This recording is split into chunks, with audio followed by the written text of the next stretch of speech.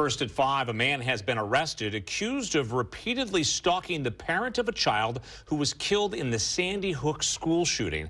The arrest happened last week when police say he threatened employees at OHSU, which is where that parent works. Fox 12's McKenna Marks spoke with a legal expert and has the latest updates on this developing story.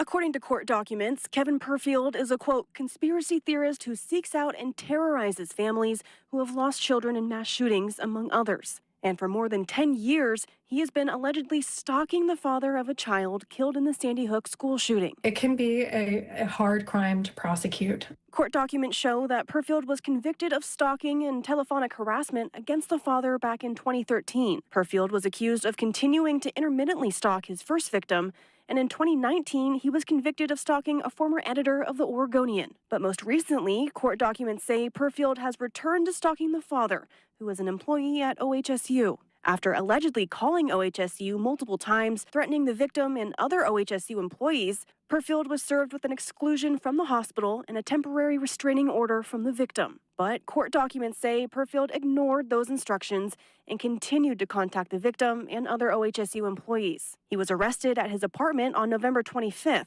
but legal experts say unless it meets specific qualifications, stalking can be a hard crime to prosecute. That means that we can have somebody maybe who's contacting my office who is definitely experiencing life-altering stalking. They're intimidated, they're worried for their safety, they're worried for their family, but does it meet this legal criteria?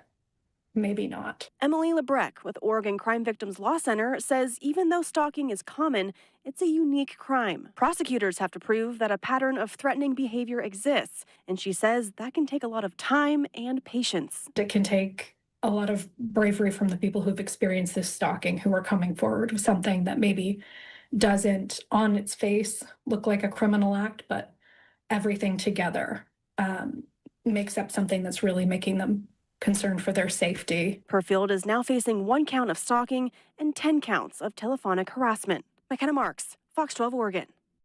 Perfield was arraigned on November 26 and is due back in court December 5th. For more information on this story or to learn more about the resources available for stalking victims, head to the Fox 12 mobile app.